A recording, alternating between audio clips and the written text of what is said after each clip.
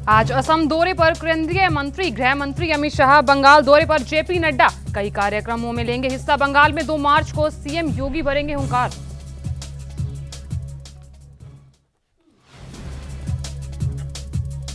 RJD नेता तेजस्वी यादव का बड़ा बयान, कहा बिहार में आरजेडी शासनकाल के मुकाबले अपराधों में 101.02% की हुई बढ़ोतरी।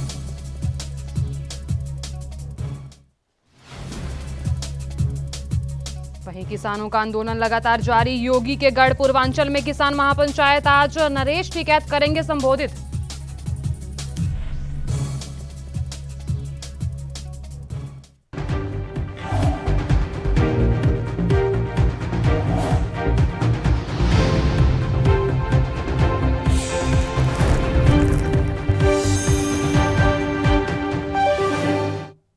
नमस्कार, एएनबी न्यूज देख रहे हैं आप और मैं हूं आपके साथ साधना बत्रा। बुलेटिन का आगाज इस बड़ी खबर से करेंगे। प्रधानमंत्री नरेंद्र मोदी बुधवार को वेबिनार के जरिए जनता के सामने उपस्थित हुए और इस दौरान उन्होंने सरकार के विनिवेश प्लान को लेकर चर्चा की। उन्होंने बताया कि सरकार बंद पड़ी हुई 100 सरकारी संपत्तियों को बेचकर 2.5 लाख करोड़ रुपए जुटाने पर काम कर रही है और इसको लेकर कांग्रेस नेता पीएल पूनिया ने अपनी प्रतिक्रिया दी। देखिए, प्रधानमंत्री जी ने बजट प्रपोजल्स के ऊपर बोलते हुए कहा है कि गवर्नमेंट को व्यापार या व्यवसाय से कोई मतलब नहीं रहना चाहिए और वो ना अनिवार्य है और ना ही ये संभव है। ये जो पब्लिक सेक्टर अंडरटेकिंग्स हैं उनको धीरे धीरे बेचने की तैयारी है और उसके जस्टिफिकेशन में ही प्रधानमंत्री जी ने ये कहा है कि जो बड़ी से बड़ी जैसे बीपीसीएल है, ओएनजीसी को भी डाइल्यूट किया गया है, बाकी अनेक ऐसे संस्थान करते हुए कहा कि बीजेपी के कई प्रवक्ता झूठ बोलने के आदी हैं, उनकी ये आदत खत्म नहीं हो सकती। वहीं जाति के नाम पर बीजेपी ने समाज को तोड़ने का काम किया है। उन्होंने और क्या कुछ कहा, आइए सुनवाते हैं। कई प्रवक्ता झूठ बोलने के आदी है, उनकी ये बीमारी तो नहीं दूर हो सकती है। पर जिस मुद्दे पर उन्होंने कहा है, राहुल जी का बयान बड़ा साफ, उन्होंने केरल की तारीफ की जहां वो थे, किसी की बुराई तो नहीं की। पर वो कह रहे हैं, मैं सिर्फ इतना कहना चाहता हूं, दुनिया में कोई बोले जब तक मुद्दा एकता और अखंडता का है, तो कांग्रेस के खिलाफ बोलने के पहले भाजपा ये सोच ले कि उत्तर प्रदेश में एक कहावत है, सूप बोले तो सूप बोले, चलनी बोले जिसके 72 छेद। वहीं पश्चिम बंगाल के दौरे पर जेपी नड्डा, आपको सुनवाते हैं क्या कुछ कह रहे हैं। की कोशिश की गई है, हम उस बंगाल के हुनर को फिर से वापस स्थापित करेंगे और ग्लोबल मार्केट प्रोड्यूस की व्यवस्था करेंगे फॉर लोकल प्रोडक्ट्स, इसको भी हम ध्यान में रखेंगे।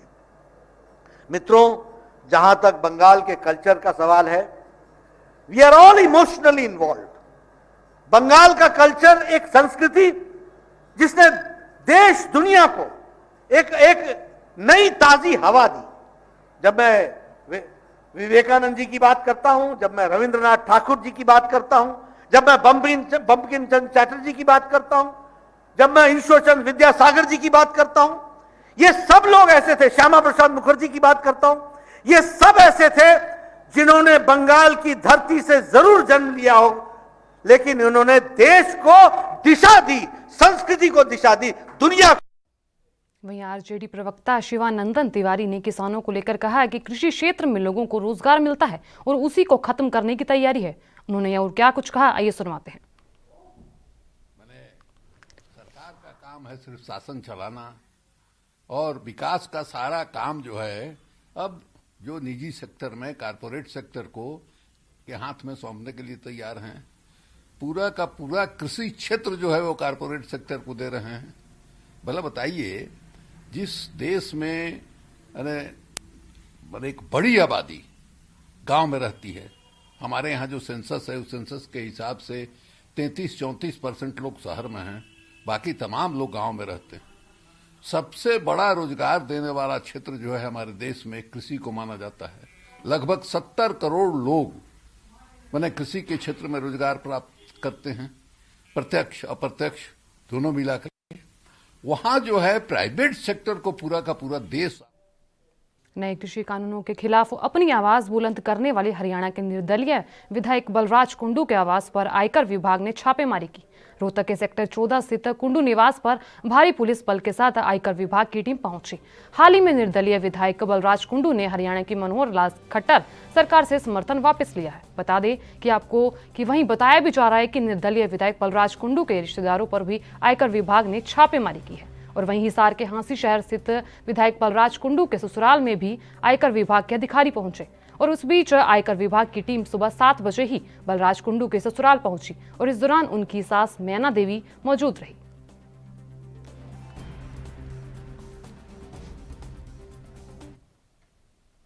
अंतर्राष्ट्रीय बाजार में बुधवार को कच्चे तेल में तेजी आई है और इधर भारतीय बाजार में आज यानी गुरुवार को लगातार दूसरे दिन पेट्रोल डीजल में बढ़त से राहत है और आज दामों में कोई बदलाव नहीं दिखाई दिया और पेट्रोल डीजल के दाम पहले ही रिकॉर्ड ऊंचाई पर चल रहे हैं और इस बीच कई शहरों में पेट्रोल 100 रुपए के पार हो गया है। और उस बीच मंगलवार को दिल्ली में पेट्रोल डीजल के दाम में 35 पैसे प्रति लीटर की बढ़त की गई है, जिसके बाद दिल्ली में पेट्रोल 90.93 रुपए और डीजल 81.32 रुपए लीटर हो गया है।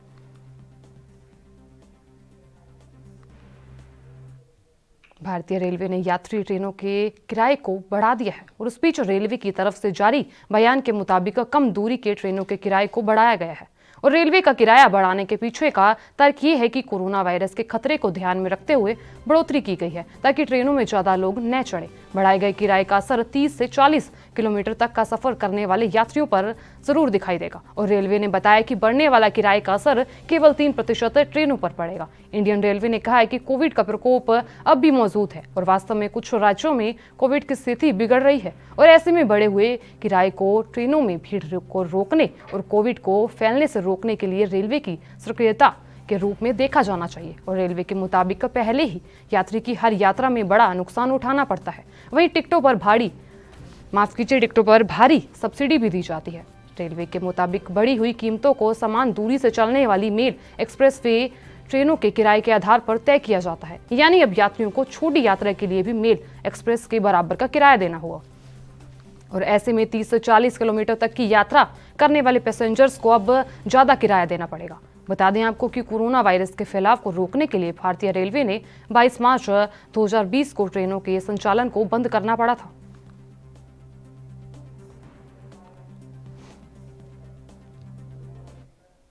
खबर हिमाचल प्रदेश के शिमला से है, जहां बीजेपी शासित नगर निगम का चौथा वार्षिक बजट आज पेश किया जाएगा और आज मेयर सत्या कोंडल अपने दूसरे बजट के लोगों को कई घोषणाएं के साथ कई सौगातें देने की घोषणा करेगी। बता दें आपको कि नगर निगम की सेवाएं ऑनलाइन करने के लेकर शहर में पार्किंग समेत कई नए प्रोजेक्ट का ऐलान किया जा सकता है।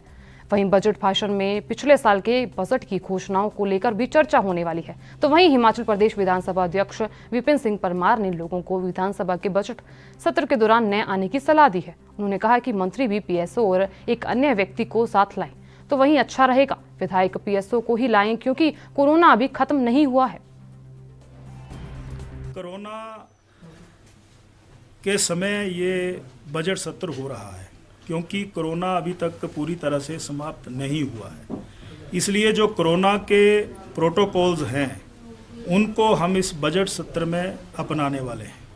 इसलिए सबसे पहले तो जो आगंतुक यहाँ विधानसभा की प्रोसीडिंग को देखने के लिए आते हैं उनसे मैंने निवेदन किया है कि वो ना आए।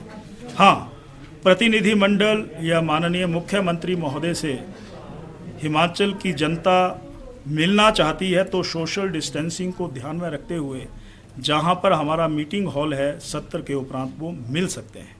जितने हमारे प्रवेश द्वार हैं वहां पर हाथों को सैनिटाइज करने की व्यवस्था है, इस परिसर को सैनिटाइज करने की व्यवस्था है, सदन को सैनिटाइज करने की व्यवस्था है। जो हमारे पत्रकार हैं या जो हमारे इस सचिवालय के कर्मचारी हैं, अधिकारी हैं, माननीय विधायक हैं, उनको मास्क या उनको सैनिटाइज करने के लिए का प्रबंध हमने किया हुआ है। तो लगभग 17 सिटिंग्स होने वाली है और उसमें महामहिम राज्यपाल अभिभाषण के रूप में अपनी बात रखेंगे, चर्चा उसके ऊपर होगी और 7 ऐसे इस माननीय सदन के सदस्य जो कभी ना कभी विधायक रहे हैं, उनकी मृत्यु हुई है तो ऐसा उनको याद किया जाएगा, उसमें भी हम माकूल। महाराष्ट्र में कोरोना मरीजों का आंकड़ा तेजी से बढ़ता जा रहा है और उस बीच वाशिम जिले में बुधवार को 318 नए मरीज मिले हैं। खास बात यह है कि नए मरीजों में 190 छात्र शामिल हैं। वहीं वाशिम जिले के रिसोड तहसील के देगांव स्थित एक स्कूल के हॉस्टल में 190 छात्रों के पॉजिटिव पाए जाने से खलबली मच गई। बताया जा रहा है कि वहीं रिसोड तहसील के ग्राम देगांव स्थित निवासी आश्रमशाला में छात्र पढ़ने के लिए अलावा यहीं पर स्थित हॉस्टल में रहते हैं और राज्य में पिछले 24 घंटे में 8,807 नए मरीज मिले हैं और ये 18 अक्टूबर के बाद सबसे ज्यादा आंकड़ा है। राज्य में बीते 24 घंटे में 80 मरीजों की मौत हुई है और इस बीते 56 दिन में सबसे ज्यादा है और इससे पहले 30 दिसंबर को 90 संक्रमितों ने दम तोड़ दिया था।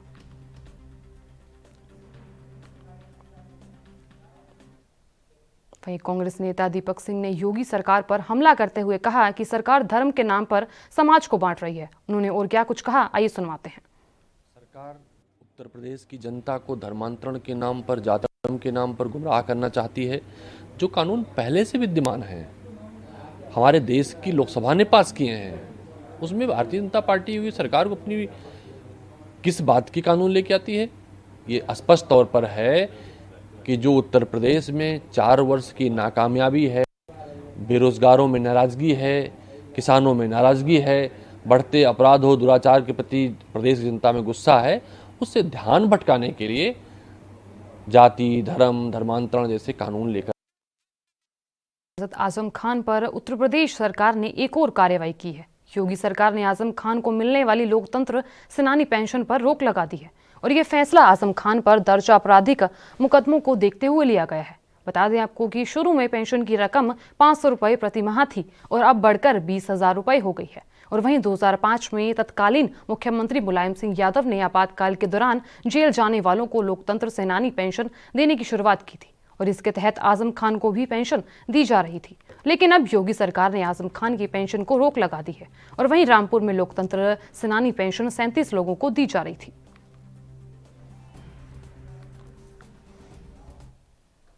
देश की राजधानी दिल्ली में अगले साल निगम चुनाव आयोजित किए जाएंगे और जिसकी तैयारियां अभी से शुरू होती हुई नजर आ रही हैं। और इस बीच नगर की 5 सीटों का उपचुनाव 28 फरवरी को है और उसके नतीजे 3 मार्च को घोषित किए जाएंगे। आम आदमी पार्टी के नेता गोपाल राय ने इस चुनाव को सेमीफाइनल का नाम देते हुए यह भी कहा कि आम आदमी पार्टी की इन सीटों पर ऐतिहासिक जीत दर्ज होगी। वहीं दूसरी तरफ पिछले 3 बारी से लगातार निगमों पर अपनी सत्ता बांधे हुए दिल्ली बीजेपी चुनावी कार्यों में जुट गई है। प्रदेश महामंत्री कुलजीत सिंह चहल ने यह जानकारी दी कि बूथ प्रबंधन को मजबूती देने और कार्यकर्ताओं को तैयार करने के लिए प्रदेश अध्यक्ष आदेश गुप्ता मंडल स्तर पर बैठक करेंगे और लोगों तक बीजेपी सरकार द्वारा किए गए कार्यों को जनता तक पहुंचाएंगे। अब देखना यह होगा कि पिछले 3 बार से दिल्ली विधानसभा चुनावों में अपना परचम लहराने वाली आम आदमी पार्टी का निगम उपचुनावों में भी जीत हासिल करेगी या फिर बीजेपी का निगम ये सेमीफाइनल मैच बीजेपी जीत ले जाएगी।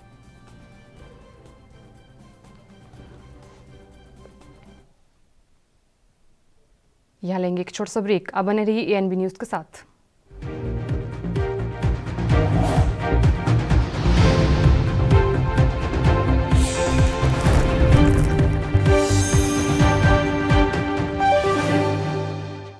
कम ब्रेक और ज्यादा खबरों के साथ देखिए ANB news in channel number पर।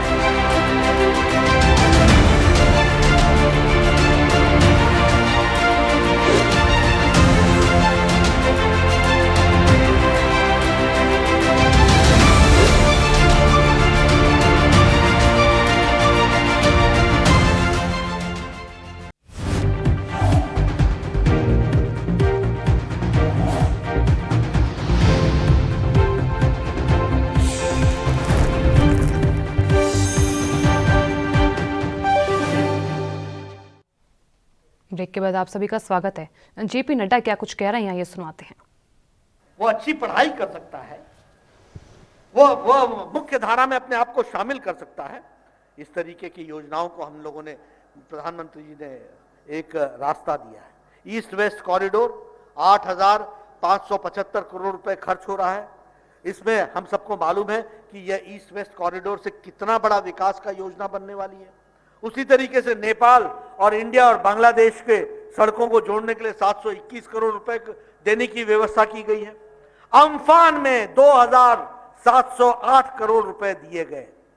दुर्भाग्य से मुझे कहना पड़ता है कि हाई कोर्ट कहती है ऑडिट करा के दो, और हमारी ममता जी सुप्रीम कोर्ट में जाती हैं और कहती हैं ऑडिट होबे ना होबे ना होबे ना।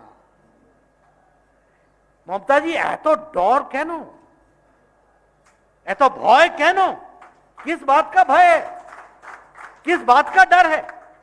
ये सब पर मुझे सुझाव चाहिए। ये अम्फान का पैसा, मोदी जी पैसा नहीं देते, मोदी जी पैसा दे दिया, हमेशा देते हैं।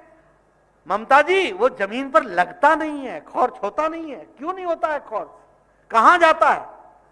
राशन दिया 80 करोड़ की जनता को, पूरे मार्च महीने से लेकर के दीपावली तक 5 किलो गेहूं, 5 किलो चावल और 1 किलो दाल दी।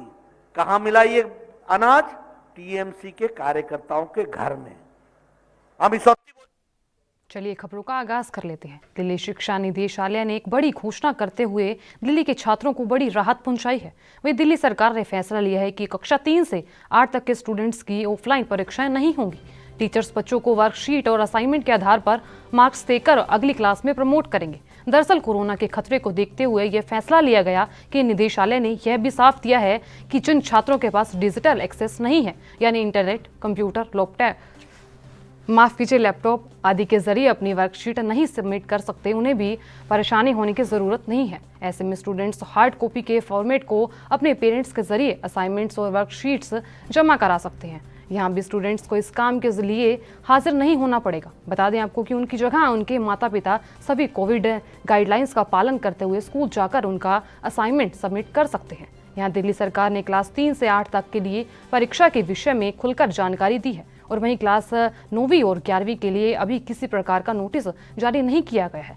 वहीं दरअसल इस साल कोरोना के कारण क्लासेस जैसे संचालित होनी थी वैसे नहीं हो पाई, और छात्रों का भी पढ़ाई का भी अच्छा खासा नुकसान हुआ है। और इस बिंदुओं पर विचार करते हुए सरकार ने परीक्षा की जगह असाइनमेंट कराने का फैसला लिया है। बता दें आपको कि यह निर्णय दिल्ली के सभी स्कूलों पर लागू होगा। छोटी क्लासेस को लेकर स्थिति साफ हो गई है, और इस बीच उम्मीद है कि क्लास 9वीं और 11वीं की परीक्षाओं को लेकर भी जल्द ही कोई निर्णय सुनाया जाएगा।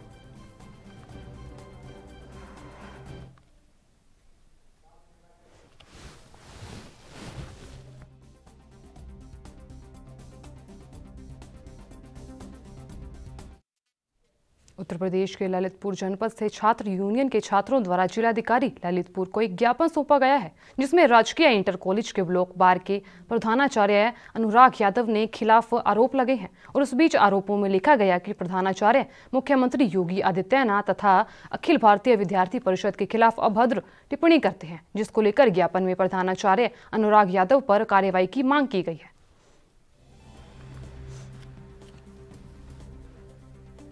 है कि जो बार के प्रिंसिपल के द्वारा अभद्र टिप्पणी जो मुख्यमंत्री योगी आदित्यनाथ जी के बारे में कहा गया, एक हमारा छात्र संगठन है विद्यार्थी परिषद, उसके बारे में भी कहा गया, तो इस पर अभी ना तो कुछ सुनवाई का समीक्षा के तहत कोई बात आई है ना कुछ। इस प्रकार की अगर अब टिप्पणी करेंगे अगर प्रिंसिपल, तो क्या वहाँ के छात्र छात्राओं को पढ़ाएंगे, क्या करेंगे? कि योगी आदित्यनाथ की सरकार में रिश्वतखोरी चल रही है, और उनकी सरकार में जो विद्यार्थी परिषद है जहाँ चाहे वहाँ खड़ा हो जाता है, इस हर कॉलेज में पहुँच जाता है। और उन्होंने कहा है कि जो योगी आदित्यनाथ की सरकार में जो गौ हत्या चल रही है वहाँ रोका नहीं जा रहा है, उनका काट। पश्चिम बंगाल से इस वक्त की बड़ी खबर हमारे सामने आ रही है। बता दें आपको कि इस वक्त की बड़ी खबर पश्चिम बंगाल से यहाँ बैरकपुर में रोकी गई बीजेपी की परिवर्तन यात्रा। बता दें आपको कि बीजेपी ने ममता सरकार पर आरोप लगाया है, और इस बीच पश्चिम बंगाल से इस वक्त की बड़ी खबर। बता दें आपको कि परिवर्तन यात्रा रोकने के खिलाफ कोर्ट जाएगी बीजेपी। इस वक्त की बड़ी खबर, बंगाल दौरे पर हैं बीजेपी अध्यक्ष जेपी नड्डा। बता दें आपको कि पश्चिम बंगाल से इस वक्त की बड़ी खबर, बैरकपुर में रोकी गई बीजेपी की परिवर्तन यात्रा, और बीजेपी ने ममता सरकार पर आरोप लगाया है। बता दें आपको कि परिवर्तन यात्रा रोकने के खिलाफ बीजेपी कोर्ट जाएगी। पश्चिम बंगाल से इस वक्त की बड़ी खबर, आज सोनार बांग्ला मिशन लॉन्च करेंगे जेपी नड्डा। इस वक्त की बड़ी खबर, बता दें आपको कि बैरकपुर में बीजेपी की परिवर्तन यात्रा रोकी गई है और इस बीच बता दें आपको कि जेपी नड्डा आज सोनार बांग्ला मिशन लॉन्च करेंगे और वहीं इस बीच बैरकपुर में परिवर्तन यात्रा भी मंजूरी रद्द कर दी गई है। बंगाल दौरे पर बीजेपी अध्यक्ष जेपी नड्डा, इस वक्त की बड़ी खबर पश्चिम बंगाल से है। आज JP Nadda Sonar Bangla mission launch करेंगे और बैरकपुर में परिवर्तन यात्रा रद्द कर दी गई है। बीजेपी ने ममता सरकार पर आरोप लगाया है और उस बीच पश्चिम बंगाल से इस वक्त की बड़ी खबर, परिवर्तन यात्रा रोकने के खिलाफ बीजेपी कोर्ट जाएगी। बंगाल दौरे पर बीजेपी अध्यक्ष जेपी नड्डा और आज जेपी नड्डा आज सोनार बांग्ला मिशन लॉन्च करेंगे। देश की राजधानी दिल्ली में कोरोना संकट के बीच सरकार ने बड़ा फैसला लिया है और इस बीच दिल्ली सरकार से जुड़े सूत्रों के मुताबिक दिल्ली में 5 राज्यों में पब्लिक ट्रांसपोर्ट से दिल्ली आने वाले लोगों को कोरोना नेगेटिव रिपोर्ट लेकर आना अनिवार्य होगा।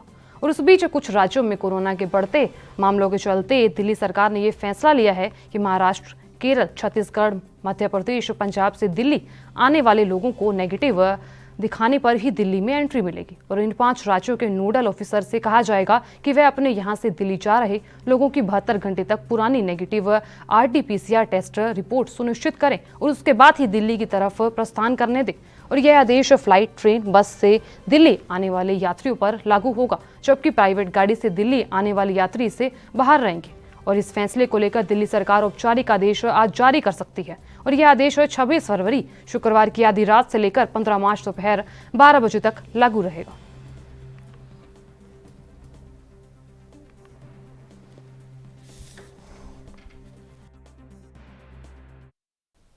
वहीं देश के सबसे बड़े दिल्ली मुंबई एक्सप्रेसवे इलेक्ट्रिक बसों के चलने का सपना जल्द पूरा होने वाला है और इसके लिए तैयारी भी जोरों शोरों से दिख रही है। और केंद्रीय सड़क परिवहन मंत्री नितिन गडकरी के मुताबिक इस हाईवे का काम करीब 50% तक पूरा हो चुका है। वहीं इस हाईवे का काम को पूरा करने का लक्ष्य जनवरी 2023 तक रखा गया है। इलेक्ट्रिक बसों के लिए हर 20 किलोमीटर की दूरी पर चार्जिंग स्टेशन बनाने की योजना है।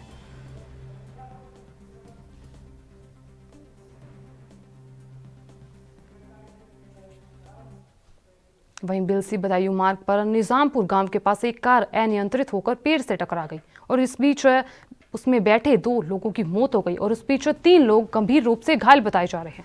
सूचना पर पहुंची पुलिस ने घायलों को जिला अस्पताल में भर्ती कराया है। वहीं दोनों शवों को कब्जे में लेकर पोस्टमार्टम के लिए भेज दिया गया है।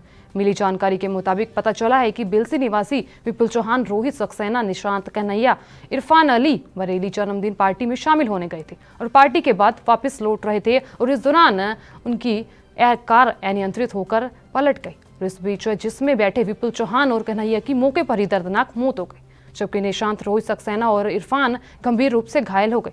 सूचना पर पहुंची पुलिस ने घायलों को उपचार हेतु जिला अस्पताल में भर्ती कराया है। वहीं पुलिस ने दोनों शवों को कब्जे में लेकर पोस्टमार्टम के लिए भेज दिया है। वहीं घटना के बाद परिवार में कोहराम मच गया है और इस बीच पुलिस पूरे मामले की जांच पड़ताल कर रही है।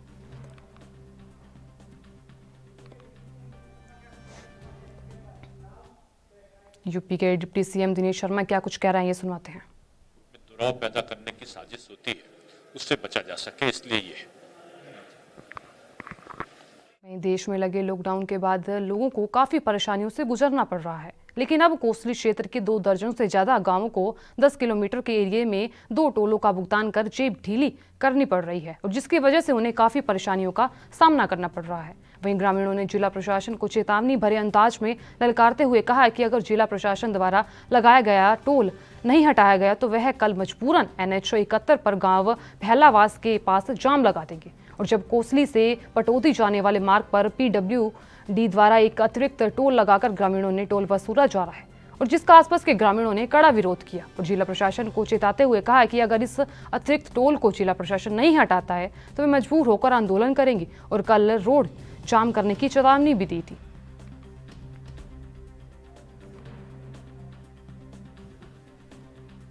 क्या कहें? हम जी सबसे बड़ी बात यह है कि ना तो हमारे पास कोई सर्विस रोड है, नहीं कुछ और है, एक्सीडेंट का माहौल बना रहता है। हमें डेली पैसेंजर जाने के लिए आधा घंटा पहले घर से निकलना होता है, आधा घंटा लेट घर में घुसते हैं। एम्बुलेंस के लिए आधा घंटा जाम लगता है। सिंगल रोड है, 20 फुट चौड़ा है मात्र। जो वहाँ आजकल झज्जर बेरी वाले सब टोल खत्म कर रखे हैं। हमारा गंगाईचा जो भी टोल ले रहे हैं, आज के दिन हमारा गंगाईचा टोल भी ले रहे हैं। क्या हम इतने कमजोर? सरकार ने समझ लिया कि दक्षिण हरियाणा कुछ नहीं बोलेगा। हम उनसे भी भारी काम करना जानते हैं, परंतु हम शांत हैं। वहीं पाकिस्तान के पीएम इमरान खान ने एक बार फिर कश्मीर का राग छेड़ा है। श्रीलंका में इमरान खान ने कहा कि भारत और पाकिस्तान के बीच सिर्फ कश्मीर ही विवाद का मुद्दा है। कश्मीर ही नहीं, श्रीलंका में इमरान खान ने कुछ ऐसा कह दिया जिसमें उनकी ही क्राइम बुक खोलकर रख दी गई। पाकिस्तान के प्रधानमंत्री इमरान खान ने कहा कि मैंने सत्ता में आते ही सबसे पहले अपने पड़ोसी देश भारत से बात की। मैंने भारत के प्रधानमंत्री नरेंद्र मोदी को समझाया कि हमें बातचीत के जरिए अपने विवादों को सुलझाने की कोशिश करनी चाहिए। फिर हमें अपने व्यापारिक संबंधों को सुधारने की कोशिश करनी चाहिए। हमें विवाद कम करने की कोशिश करनी चाहिए और मैं सफल नहीं हुआ, लेकिन मैं आश्वासन देता हूं कि हमारा विवाद बस एक बात को लेकर है और वो है कश्मीर का मसला, और सिर्फ बातचीत के जरिए सुलझाया जा सकता है। इमरान खान श्रीलंका पाकिस्तान व्यापार और निवेश सम्मेलन में गए तो इसलिए थे कि खस्ता हाल पाकिस्तान के लिए कुछ पैसे मांगेंगे, जबकि जुबान खोली तो कश्मीर कश्मीर चलाने लगे। वैसे इस श्रीलंका दौरे पर यह पहली बार इमरान की किरकिरी नहीं हुई है और इससे पहले श्रीलंका ने संसद में इमरान खान का प्रस्तावित भाषण रद्द कर दिया था, क्योंकि श्रीलंका को आशंका थी कि इमरान खान कश्मीर का मुद्दा उठा सकते हैं। वहीं संसद में मौका नहीं मिला तो निवेश सम्मेलन में बोल पड़े इमरान। वहीं कश्मीर तो पाकिस्तान को मिलना ही नहीं है और उस बीच निवेश सम्मेलन में 2-4 पैसे मिलने थे और उसका भी मौका हाथ से फिसलता दिख रहा है।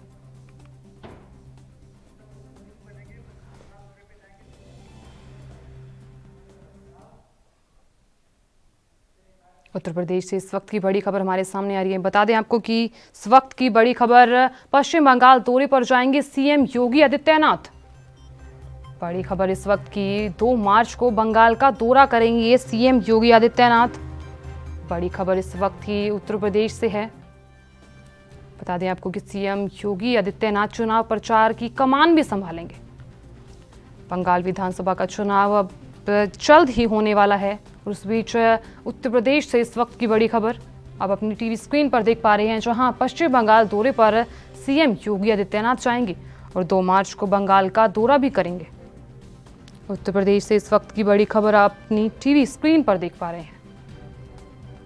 वहीं इस बीच बड़ी खबर, चुनाव प्रचार की कमान भी संभालेंगे योगी आदित्यनाथ। विधानसभा चुनाव बंगाल का जल्द होने वाला है। बड़ी खबर इस वक्त की उत्तर प्रदेश से है, जहां सीएम योगी आदित्यनाथ पश्चिम बंगाल के दौरे पर जाएंगे। बता दें आपको कि 2 मार्च को बंगाल का दौरा करेंगे सीएम योगी आदित्यनाथ। बड़ी खबर इस वक्त की आप अपनी टीवी स्क्रीन पर साफ तौर पर देख पा रहे हैं। एएनबी न्यूज़ लगातार अब अपनी बड़ी खबर से रूबरू करवा रहा है। उत्तर प्रदेश से इस वक्त की बड़ी खबर, सीएम योगी आदित्यनाथ दौरे पर जाएंगे।